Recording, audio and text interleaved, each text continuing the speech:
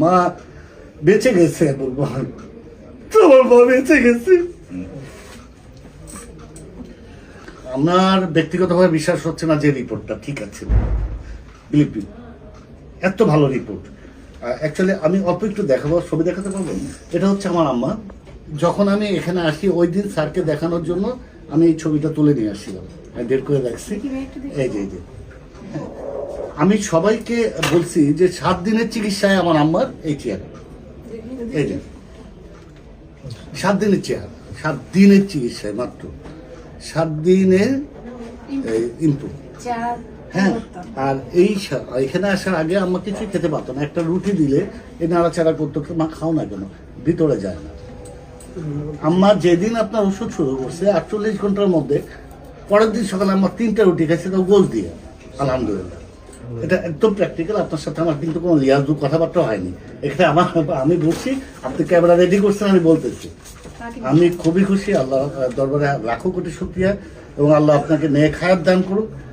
আল্লাহ এমন অনেক রোগীকে সুস্থ করার তৌফিক আল্লাহ আপনাকে দান করুক। আমার পক্ষ থেকে এটা আমার দোয়া। আমার মা বেঁচে গেছে বলবো, তোমার মা বেঁচে গেছে। মরণ ব্যাধি ক্যান্সার রোগীর থেকে সুস্থতা পেয়েছেন এবং সবগুলা রিপোর্ট একেবারে ভালো, একদম মানে পারফেক্ট লেভেলে চলে আসছে। আল্লাহর অশেষ সম্মতে আমরা সেই রোগীটা কিভাবে অসুস্থ হয়েছিল, কিভাবে সেই মরণ ব্যাধি থেকে সুস্থ হয়েছেন আমরা আপনাদের সামনে তুলে ধরছি। সম্পূর্ণরূপে সুস্থ হয়, বিশেষ করে আপনাদের সামনে প্রমাণ তুলে ধরছি। আপনার নাম? আমি হাসিব। আপনার নাম? ফজলে হাসিব। ফজলে হাসিব। আপনার পিতার নাম? ফজলে করিম। আপনার মাতার নাম? হাসিনা করিম। আর যিনি অসুস্থ হয়েছেন ওনার নাম হলো হাসিনা করিম। হরিম। আপনার আম্মু? আপনার আম্মু কিভাবে অসুস্থ হয়েছিলেন, কিভাবে সুস্থ আমরা আপনার কাছে জানবো। বিশেষ করে আমি বলবো যে আপনার গ্রামের বাড়িটা কোথায়? পাবনাতে। আপনার গ্রাম, অরিজিনাল যে গ্রামটা, গ্রামের নাম কি? সাতিয়ানি। সাতিয়ানি। Post office? হেমায়তপুর। হেমায়তপুর। থানা? থানা সদর। সদর, পাবনা সদর। পাবনা সদর জেলা পাবনা সদর। এখন আপনার আম্মু কিভাবে অসুস্থ হয়েছে? এটা হচ্ছে জরায়ু টিউমার থেকে। টিউমারটা যখন আমরা অপারেশন করি তখন এটা বায়োপসি করে ধরা পড়ে যে এটা ক্যান্সার। এবং ক্যান্সার এটা শুধুমাত্র ক্যান্সার না, এটা হচ্ছে খুব জটিল একটা ক্যান্সার, যেটাকে বলা হয় সেরোজ জাতীয় ক্যান্সার, যেটা খুব দ্রুত বর্ধনশীল। তো এটা আমার অপারেশনের পরে আপনার ডাক্তাররা কেমো সাজেস্ট করে, 6টা কেমো, 30টার মতো রেডিও।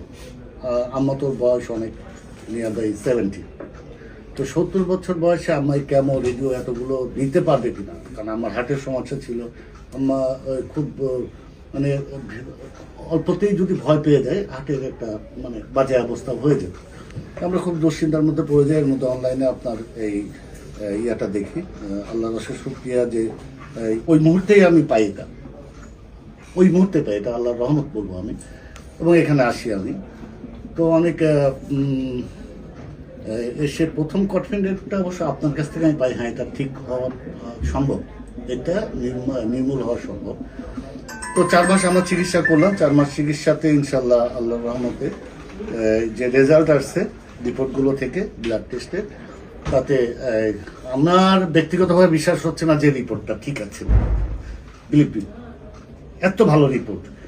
অ্যাকচুয়ালি আমি অল্প একটু দেখাবো, ছবি দেখাতে পারবো। এটা হচ্ছে আমার আম্মা। যখন আমি এখানে আসি ওই দিন স্যারকে দেখানোর জন্য আমি এই ছবিটা তুলে নিয়ে আসছিলাম, বের করে রাখছি। এই যে আমি সবাইকে বলছি যে 7 দিনের চিকিৎসায় আমার আম্মার এই চেহারা, এই যে 7 দিনের চেহারা, 7 দিনের চিকিৎসায় মাত্র 7 দিনের ইমপ্রুভ।